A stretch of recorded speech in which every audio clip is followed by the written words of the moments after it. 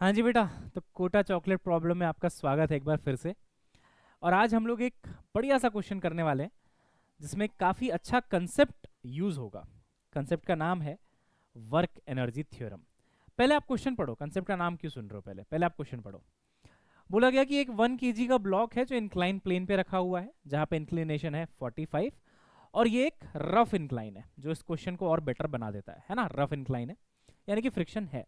अच्छा, अब कहता है कि स्प्रिंग भी है यहाँ पे, कि स्प्रिंग से भी कनेक्टेड है, ये रस्सी जाके ब्लॉक से कनेक्ट हो रही है।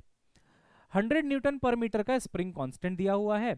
Block is release from rest with the spring in the unstretched position, है ना। स्प्रिंग अभी अनस्ट्रेच्ड है, मतलब स्प्रिंग में कोई भी एनर्जी फिलहाल स्टोर्ड नहीं है और स्प्रिंग अभी कोई भी फोर्स नहीं लगा रहा होगा। ठीक है, उसके बाद क्या हुआ, ब्लॉक को रिलीज किया गया। ये बड़ा इंपॉर्टेंट पॉइंट है, रिलीज किया गया मतलब जो इनिशियल वेलोसिटी है ब्लॉक की वो जीरो है, जीरो से उसको छोड़ा गया, रेस्ट से छोड़ा गया, है ना। देखो लिखा है ना, release from rest. Spring unstretched position पे थी। ब्लॉक ने 10 मीटर का डिस्टेंस ट्रैवल किया, 10 सेंटीमीटर का, सॉरी, है ना।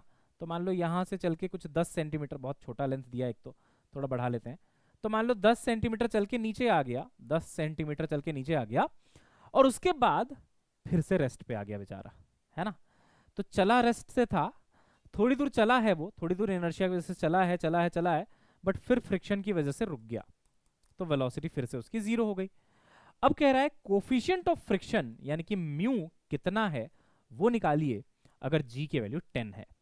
अब आपको देखिए ऑप्शंस दे दिया कि भाई कोफिशिएंट ऑफ फ्रिक्शन की वैल्यू 0.2 है या 0.3 है या 0.5 है या 0.6 है ना, आपको निकालना है। बड़ा अच्छा सवाल है ना भाई। इसको अगर आप देखोगे तो सॉल्व करने का जो नॉर्मल तरीका है आम जिंदगी वो ये है कि भाई आप पूरा सारे फोर्सेस कंसीडर करोगे, फिर आप फोर्सेस सारे निकालोगे, ये देखो कौन कौन से फोर्सेस लग रहे हैं, फ्रिक्शन रिक्शन ये सारा, और फिर देख रहे हो कुछ बहुत ज़्यादा कचड़ा किया हुआ है, फिर जाके आपको 0.3 आंसर मिलेगा, है ना। मैं आपको बताता हूँ एक simple and sweet method of doing this. आपने बेटा खुद ट्राई करना है तो कर लेना पॉज करके वीडियो, है ना, मैं बीच में नहीं रुक रहा, मैं कंटिन्यू कर रहा हूँ। हाँ, अच्छा, आवाज़ आवाज़ क्लियर आ रही है ना बिल्कुल। अभी मैंने वो पेड क्लास ली थी, उसके बाद आवाज़ कम हो जाती है भाई, थोड़ा बढ़ा देता हूँ ना मैं, थोड़ा बढ़ा देता हूँ क्योंकि ये दिक्कत आती है पेड क्लास, अपने आप आवाज़ जो है माइक की वो कम हो जाती है। 65 हो गया, हाँ कम तो हुआ है। अब थोड़ा अपना ऑडियो कम कर लेना क्योंकि मैंने अपनी तरफ से बढ़ाया है ना। अब देखो मेरी यार, ये इंटरेस्ट ये है कि इसकी पहले भी वेलोसिटी जीरो थी और थोड़ी दूर चलने के बाद भी वेलोसिटी जीरो ही है। ओ, मतलब अगर मैं इसको इनिशियल काइनेटिक एनर्जी बोलूं तो वो जीरो थी, इसको अगर मैं फाइनल काइनेटिक एनर्जी बोलूं वो भी जीरो है। अरे वाह। और अगर सभी टाइप के फोर्सेस का वर्क डन निकाला जाए, conservative, non conservative, internal, external, सभी फोर्सेस का अगर आप वर्क डन निकालो तो वो चेंज इन काइनेटिक एनर्जी के बराबर होता है। ये आपने पढ़ा हुआ है, वेट यानी कि वर्क एनर्जी थ्योरम कहता है कि work done by all forces बराबर चेंज इन काइनेटिक एनर्जी। अब आप खुद बताइए यहाँ पे चेंज इन काइनेटिक एनर्जी कितना है, जीरो, बाद में भी जीरो, पहले भी जीरो। तो यार ये कितनी आसानी से मैं लिख सकता हूं कि ऑल वर्क डन जो होगा, टोटल वर्क डन, वो कितना होना चाहिए, जीरो। तो अब मेरा काम सिर्फ इतना बच गया कि जितने भी फोर्सेस हैं उन सभी का वर्क डन लिखूं और उनका सम करके जीरो कर दूं। अब बताइए कितने फोर्सेस हैं, तीन। अब ये भी तो आपको आइडेंटिफाई करना है कितने फोर्सेस लग रहे हैं भाई। हाँ, एक तो लग रहा है बेटा स्प्रिंग फोर्स, जब ये नीचे जा रहा होगा ना तो स्प्रिंग में कुछ टेंशन आएगा, वो टेंशन रस्सी में आ जाएगा, उससे एक फोर्स लग रहा होगा ब्लॉक के ऊपर पीछे की तरफ, और ब्लॉक कहाँ जा रहा है, आगे की तरफ। भाई टेंशन स्प्रिंग किधर लगाएगी, इधर लगाएगी, इधर पीछे की तरफ, है ना, खींचेगी इसको वापस कि तुम कहाँ जा रहे हो दोस्त, वापस आओ। तो पीछे फोर्स लगाएगी, ये आगे जा रहा है, तो स्प्रिंग का वर्क डन नेगेटिव। और वैसे भी आप जानते होंगे कि स्प्रिंग को स्ट्रेच करो या कंप्रेस करो तो स्प्रिंग का वर्क डन नेगेटिव ही होता है, क्योंकि आप इधर ढकेलोगे तो स्प्रिंग इधर फोर्स लगाएगी, है ना, आप उसको अंदर की तरफ दबाओगे तो स्प्रिंग इधर फोर्स लगाएगी, हमेशा उल्टा फोर्स लगाती है वो। तो स्प्रिंग का वर्क डन इज नेगेटिव। ठीक, नेगेटिव वर्क डन करेगी, कितना करेगी, हाफ के एक्स स्क्वायर। आसान है, कोई बड़ी बात नहीं है। स्प्रिंग का वर्क डन इज हाफ के एक्स स्क्वायर, एक्स मतलब कितना, वो चला 10 सेंटीमीटर, कितना आसान हो गया। ठीक है, दूसरा फोर्स फ्रिक्शन जो कि होता है म्यू इंटू एन, यानी कि म्यू इंटू एन, एन कितना होता है, एम जी कॉस थीटा। ठीक है, इतना फ्रिक्शन लगेगा पीछे की तरफ और डिस्प्लेसमेंट कहाँ है, आगे की तरफ। फ्रिक्शन अपोज करता है ना, तो फ्रिक्शन पीछे, डिस्प्लेसमेंट आगे, ये भी नेगेटिव आएगा। कैसे निकालेंगे, फ्रिक्शन फोर्स इनटू डिस्प्लेसमेंट। अरे वाह, सिंपल हो गया।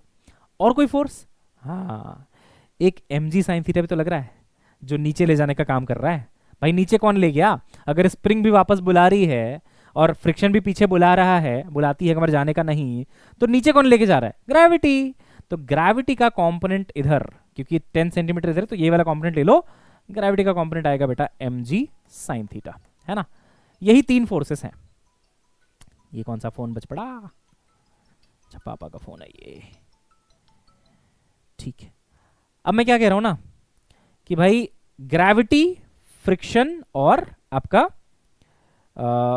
हाँ, ग्रेविटी, फ्रिक्शन और आपका स्प्रिंग, ये 3 फोर्सेस हैं। तो काम करते हैं, तीनों का वर्क डन लिख के 0 कर देते हैं। मैं अगली स्लाइड में लिख रहा हूं, देखो मैं लिखूंगा work done by spring plus work done by friction small f plus work done by mg sin theta बराबर 0 होना चाहिए। चलो स्प्रिंग से शुरू करते हैं, है ना।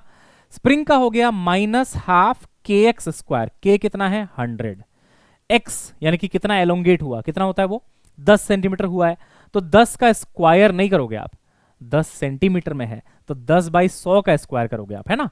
10 बाई 100 होगा ना बेटा एलोंगेशन, मीटर में 10 सेंटीमीटर मतलब 10 बाई 100 सेंटीमीटर, तो 10 का भी स्क्वायर मतलब 100, 100 का स्क्वायर मतलब 2 0 और जोड़ दो आप, ठीक है ना। 10 बाई 100 का मतलब 10 बाई 100 का स्क्वायर हो गया, ठीक है। ये स्प्रिंग का हो गया।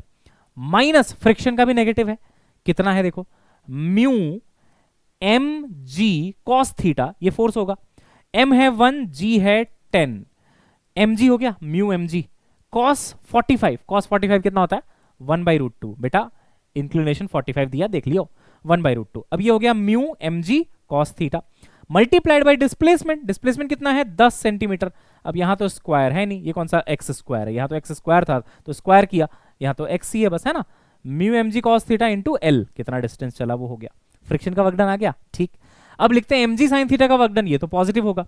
क्यों पॉजिटिव होगा सर, क्योंकि देखो ना mg sin थीटा भी नीचे लग रहा है, डिस्प्लेसमेंट भी नीचे ही हो रहा है, तो mg sin थीटा कितना लिखेंगे, m हो गया 1, g हो गया 10, साइन थीटा यानी कि साइन 45 1/√2 इंटू डिस्प्लेसमेंट, डिस्प्लेसमेंट कितना बेटा 10/100, है ना, मीटर में, बराबर 0। अब देखते हैं क्या क्या कैंसिल हो रहा है, 1 2 3 4, 1 2 3 4, ये चारों 0 गए, बचा कितना -1/2, अरे वाह।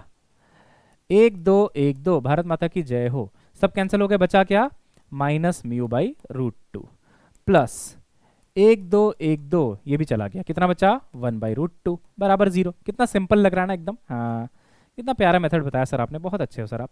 देखो -1/2 हो गया -0.5, माइनस ये हो गया म्यू, अच्छा 1/√2 जानते हो कितना होता है 0.707, कितना होता है 1/√2, याद रखना बेटा कई बार काम आएगा। √2 होता है 1.414, बट 1/√2 कितना होता है 0.707 प्लस 1/√2 अगेन 0.707 अगेन बराबर 0। तो बचा क्या -0.707 बराबर, इन दोनों को माइनस करो कितना आएगा 0.207, 0.207 उधर भेज दो तो -0.207। तो देखो भाई म्यू कितना आ रहा है, माइनस माइनस तो कैंसिल हो गए, 0.207, अरे भैया फ़ोन तुम बंद हो जाओ भाई, हाँ -0.207 अपॉन 0.707 जो कि आएगा लगभग देखो ना 2/3 है ना, 1/3 के आसपास नहीं आएगा ये, तो ये आएगा आपका 0.3 के आसपास, 0.2986 ऐसा कुछ आता है, बट 0.3 बोलेंगे इसको, है ना। कितना सिंपल एंड स्वीट मेथड मैंने आपको बताया कि भाई इनिशियल काइनेटिक एनर्जी 0 है, फाइनल भी 0 है, तो चेंज इन काइनेटिक एनर्जी 0 होगी।